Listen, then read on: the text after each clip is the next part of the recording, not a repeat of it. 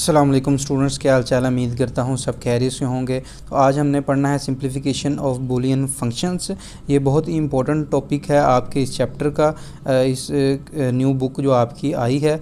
तो मैं previous lecture जिसने अटैम्प्ट नहीं किया अभी तक, जिसमें हमने पढ़ा था and or not, logic gate, nand gate और उसके फंक्शंस देखे थे, तो मैं डिस्क्रिप्शन में लिंक ऐड कर दूँगा। आप वहाँ से जाकर ये लेक्चर अटैम्प्ट कर लें, फिर इस लेक्चर को देख लें, आपको आसानी से समझ आ जाएगी। ठीक है, चलिए स्टार्ट करते हैं। सिंप्लीफिकेशन ऑफ बूलियन फंक्शंस, ये क्या है कि हमारे पास एक रूल्स है और थ्योरम्स को रिड्यूस करने के लिए ये हमारे पास जो बूलियन अलजेब्रा रूल्स हैं ये यूज़ होते हैं। complex expression into simpler equivalent form which is crucial for designing efficient logic circuits, कि आपके जो लॉजिक सर्किट्स हैं वो कम्प्लेक्स को सिंपलर में कन्वर्ट करने के लिए आपके पास ये बेसिक जो रूल्स हैं अलजेब्रा के यूज़ होते हैं। तो चलिए देखते हैं। सबसे पहले हैं आइडेंटिटी लाज। ठीक है, आइडेंटिटी लाज ये है कि आपके उसके अंदर a plus zero is equal to a, कि आप कोई भी वैल्यू है वो ज़ीरो के अंदर प्लस करें तो आपके पास वही आंसर आएगा, जो आप वैल्यू यूज़ करेंगे वही आंसर आपके पास आएगा। फॉर एग्जांपल देखते हैं, अगर a की जगह हम ज़ीरो रखते हैं तो ज़ीरो रखेंगे तो ज़ीरो प्लस ज़ीरो आपके पास आंसर आ जाएगा। ठीक है, मतलब आइडेंटिटी जो आपने इनपुट दी है वही आपके पास आउटपुट आ गई है। तो नेक्स्ट देखते हैं एंड में a dot one is equal to a. ठीक है, अब a डॉट वन में अगर हम ज़ीरो रखते हैं तो ज़ीरो डॉट वन ज़ीरो आ गया आपके पास।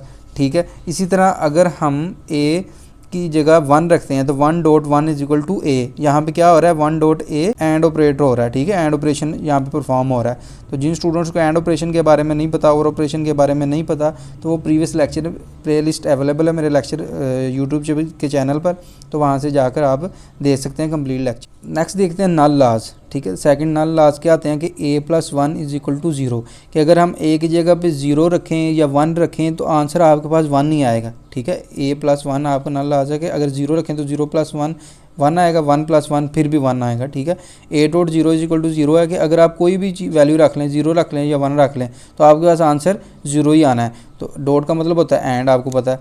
तो नेक्स्ट आपके इंडिपेंडेंट लाज क्या है कि a plus a is equal to zero, कि अगर आप कोई भी वैल्यू दो जो है वन प्लस वन करेंगे तो वन ही आएगा, ज़ीरो प्लस ज़ीरो करेंगे तो ज़ीरो ही आएगा। फॉर एग्जांपल देख लें, if a is equal to zero तो ज़ीरो प्लस ज़ीरो।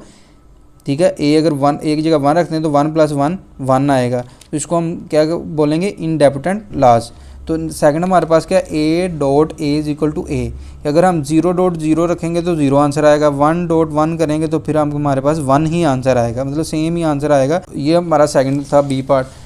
नेक्स्ट देखते हैं फोर, कॉम्प्लीमेंट लाज। कॉम्प्लीमेंट लाज क्या है कि a plus a bar is equal to one, तो a और उसका उल्ट अगर कोई भी वैल्यू है उसका अगर उल्ट उसमें ऐड करें तो आपके पास आंसर हमेशा वन आएगा। फॉर एग्जांपल ज़ीरो लेते हैं, अगर इसमें if a is equal to zero put करते हैं तो देन क्या होगा, ज़ीरो प्लस उसका उल्ट वन होगा, तो हमारे पास आंसर वन ही आ रहा है। ठीक है, अगर a की जगह वन रखते हैं तो वन प्लस इसका a का बार क्या होगी हमारे पास ज़ीरो, तो वहाँ पे आपके पास आंसर क्या आएगा, वन।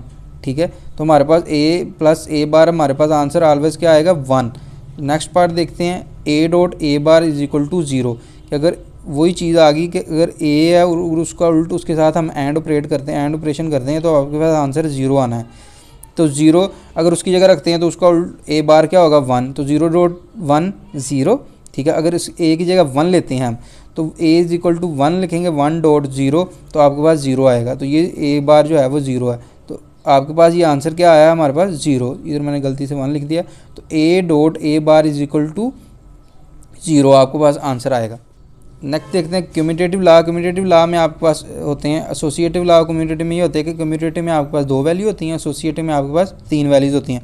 अब आप देखते हैं कि a प्लस बी करें या b प्लस ए करें, तो आपके पास ये क्या है, ट्रू ऑपरेशन है कि इनका आंसर जो है वो इक्वल आएगा। This is true by definition of addition or operation, हमने देखा था। a डॉट बी या b dot a and operation हो रहा है, तो अगर a डॉट बी करें या b डॉट ए करें तो आंसर इनका सेम आएगा। इसको बोलते हैं हम कम्यूटेटिव लॉज। ठीक है, एसोसिएटिव लॉज क्या है, a plus b plus c, a plus b करके अगर c में प्लस करें तो a plus b plus c करें तो ये हमारे पास क्या आएगा, इक्वल आएगा, लेफ्ट हैंड साइड और राइट हैंड साइड। तो ये भी ट्रू कंडीशन है कि हमारी और ऑपरेशन में हमने देखी थी, एडिशन ऑफ और ऑपरेशन हमने देखा था। इसी तरह ये मल्टीप्लिकेशन है। मल्टीप्लिकेशन में आपके पास यही है कि a dot b dot c left hand side जो है इसके बराबर है। ठीक है, ये भी हमारे पास ट्रू डेफिनेशन है एंड ऑपरेशन की, मल्टीप्लिकेशन एंड ऑपरेशन की। तो सेवन्थ हमारे पास क्या है, distributive laws, a dot b plus c is equal to a dot b plus a dot c. तो हम लेफ्ट हैंड साइड को किसके बराबर करना है, हमने राइट हैंड साइड के, तो मैचेस हमने करना है राइट हैंड साइड के। तो ये हमारे पास क्या है, ए डॉट बी, इसको हम मल्टीप्लाई कर देंगे, ए डॉट बी हो जाएगा, तो ए मल्टीप्लाई बाय सी, तो ये आ गया इसके इक्वल, ठीक है, a dot b plus a dot c, तो ये मैचेस कर गया राइट हैंड साइड के। तो ये हमारे पास क्या है, प्रूव है। बी पार्ट देखते हैं, a plus b dot c is equal to a plus b dot a plus c. तो हमने एक्सपैंड करना है राइट हैंड साइड को, प्रूव करना है उसको बराबर करना है लेफ्ट हैंड साइड के यहाँ पे, ठीक है। ये तो पहले ही सिंपलीफाई हुआ है, तो इसको हमने जो है कम्प्लेक्स एक्सप्रेशन को इसके बराबर करना है, ठीक है। A plus b dot a plus c, तो यहाँ पे क्या होगा, इस ए को इसके साथ मल्टीप्लाई करना है, फिर इसको इसके साथ मल्टीप्लाई करना है, ए डॉट ए आ गया, a multiply by plus a dot c आ गया, ठीक है, बी डॉट ए आ गया और b plus b dot c आ गया। इसको मल्टीप्लाई कर दिया हमने, फर्स्ट एक्सप्रेशन को पकड़ा सबके साथ मल्टीप्लाई कर दिया, सेकंड को पकड़ा सबके साथ मल्टीप्लाई कर दिया। तो यहाँ पे देखें, जैसा कि हमें पता है कि ए डॉट ए होता है, a plus a dot c is equal to a होता है, ठीक है। यहाँ पे ये मल्टीप्लाई किया, ए प्लस ए डॉट सी की जगह हमारे पास ये ए वैसे का वैसे ही आ गया, इस की जगह जो हमें पता है कि इक्वल होता है ए के, ये हमने ए लिख लिया, plus b dot a plus b dot c वैसे का वैसे ही आ गया, ठीक है। ये हमारे पास ऑब्जर्वेशन लॉ है, यहाँ पे फिर ऑब्जर्वेशन लॉ ऐड हुआ है, ए प्लस बी डॉट ए की जगह फिर ए आ गया, ठीक है। ये बी डॉट सी वैसे का वैसे ही ऐड इधर आ गया। अब ए डॉट ए हमें पता है कि ए में ए करें तो ए आता है हमारे पास, ठीक है, हमने प्रीवियस लॉ देखा था, प्लस बी डॉट सी। तो ये हमारे पास देखें लेफ्ट हैंड साइड जो है, राइट हैंड साइड जो है वो लेफ्ट हैंड साइड के इक्वल आ गई है, तो ये हमारे पास प्रूव हो गया। तो ऑब्जर्वेशन लॉ देखते हैं, ऑब्जर्वेशन लॉ के देखें इधर प्रूव करते हैं कि a plus a dot b is equal to a किस तरह होता है। अब इन दोनों में देखें ए कॉमन आ रहा है, तो ए कॉमन ले लिया, तो 1 ए कॉमन आ गया, तो 1 प्लस बी बच गया, यहाँ से देखें ये ए निकल गया, यहाँ से ये निकल गया, ये 1 ये बी बच गया, तो 1 प्लस बी, तो ए प्लस 1 इज इक्वल टू हमेशा 1 होता है, अगर 0 भी रख लें तो फिर भी 1 है, अगर 1 रखें तो फिर भी 1 आंसर आएगा। तो यहाँ पे देखें ए 1 प्लस बी है, आपके पास 1 आ गया, तो ए डॉट 1 हमारे पास ऑलवेज क्या आता है, ए, ठीक है। तो ये हमारे पास आंसर आ गया ऑब्जर्वेशन लॉ का ए। बी पार्ट देखते हैं, a dot a plus b is equal to a, कि अगर a dot a plus b is equal to a हो तो क्या होगा, इसको ए को मल्टीप्लाई कर देंगे, इसको ए डॉट ए हो जाएगा प्लस ए डॉट बी, ठीक है। ए डॉट ए हमें पता है, इंडिपेंडेंट लॉ हमें पढ़ा है, तो a dot a is equal to a के इक्वल होता है, जो ये इसकी जगह ए आ गया, ए प्लस ए डॉट बी। तो ये हमें प्रीवियस ए पार्ट में देखा ऑब्जर्वेशन लॉ कि a plus a dot B लिखा हो तो हम उसकी जगह ए लिख सकते हैं, ठीक है। तो ये हमारे पास आंसर आ गया। डिमॉर्गन्स लॉ देखते हैं, ठीक है। डिमॉर्गन्स लॉ को हम ट्रूथ टेबल के साथ वेरीफाई करते हैं। अब हमें यहाँ पता है कि ए प्लस बी है, उस ऊपर बार है, ए बार डॉट बी बार है, ठीक है, नोट भी बोलते हैं इसको, बार को हम ए बार को नोट ए भी बोलते हैं, ठीक है। तो इसको ट्रूथ टेबल के साथ करते हैं। अब हमें पता है कि ट्रूथ टेबल में कितनी वैल्यूज लिखनी है, ये मैंने आपको फार्मूला प्रीवियस लेक्चर में भी बताया था कि 2 की पावर n आपने याद रखना है। अब यहाँ पे 2 वैल्यू है, तो यहाँ पे 2 वैल्यू पुट कर देंगे, तो 2 2 क्या आता है 4, तो 4 का आपने हाफ कर लेना है 2, तो 2 आपने 0 लगाना है फर्स्ट कॉलम में, और 2 1 लगा देना है, फिर सेकंड में आपने 0 और 1 0 और 1, ठीक है। अब a प्लस बी करना, सबसे पहले a प्लस बी किया तो 0 0 वैसे 0 1 1।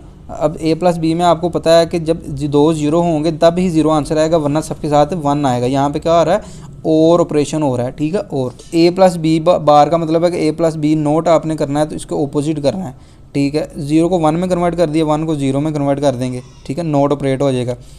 अब a बार b बार क्या है कि a नोट और b नोट हमने करना है कि 0 की जगह 1 लगा देंगे, 0 की जगह 1, 1 की जगह 0, ये 1 की जगह 0। इसी तरह b का ये हमने लिख लिया, ठीक है, इसको नोट ऑपरेट में। अब हमने क्या करना है, एंड ऑपरेट करना है a बार और b बार में, ए मतलब इसको बोलते हैं a नोट या b नोट में हमने एंड ऑपरेट करना है। तो 1 1 1 होता है, 1 0 0 0 1 0 0 0 0, ठीक है।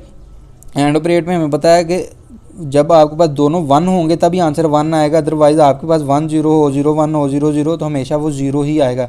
हमेशा ट्रू तब होगा जब दोनों वैल्यूज़ 1 होंगी। तो अब आपके पास ये देखें कि ये वाला कॉलम और ये वाला कॉलम सेम नहीं है, a प्लस बी बार और a बार डॉट b बार, ये आपके पास दोनों सेम है, तो आपके पास ये आंसर आ गया, ठीक है। नेक्स्ट बी पार्ट है, a dot b bar is equal to a bar plus b bar. तो ये आपने सॉल्व करके ट्रूथ टेबल मुझे कमेंट सेक्शन में इसका आंसर बताना है कि सर जी इसका आंसर ये है, ठीक है, ये आपके लिए क्वेश्चन है। ठीक है, सब बच्चे जो यहाँ तक देख रहे हैं लेक्चर, जिनको समझ आ गई है, तो इस क्वेश्चन का आंसर आपने कमेंट सेक्शन में मुझे बताना है। अगर आपको नहीं समझ आ गई यहाँ तक, अगर किसी बच्चे का क्वेश्चन होगा तो वो मुझसे कमेंट सेक्शन में पूछ सकता है। तो नेक्स्ट आपके पास है डबल निगेशन लॉ। ठीक है, a double bar is equal to a, कि a double not is equal to a. इसको ट्रूथ टेबल के मुताबिक देखते हैं कि ए अगर 1 है तो 2 की पावर अगर 1 है तो 2 आ गया, तो 0 और 1 वैसे हम लिख लेंगे। ठीक है, नेक्स्ट हम ए बार लिखेंगे, 0 की जगह 1, 1 की जगह 0। फिर ए के एक दफ़ा और बार लेंगे तो 1 0 आ जाएगा। ये देखें, अब ये इक्वल नहीं आ गए दोनों क्वेश्चन। उम्मीद करता हूँ यहाँ तक सबको समझ आ गई होगी। जिस स्टूडेंट का कोई क्वेश्चन है तो वो मेरे से कमेंट सेक्शन में पूछ सकता है। ठीक है, इसका जो नेक्स्ट पार्ट है, जो एग्जांपल्स हैं, हम वो नेक्स्ट लेक्चर में पार्ट 2 में इसकी देखेंगे। ठीक है, चैनल को फॉलो कर लें, लाइक कर लें, सब्सक्राइब कर लें, ताकि नेक्स्ट आने वाले लेक्चर आपके मिस ना हों।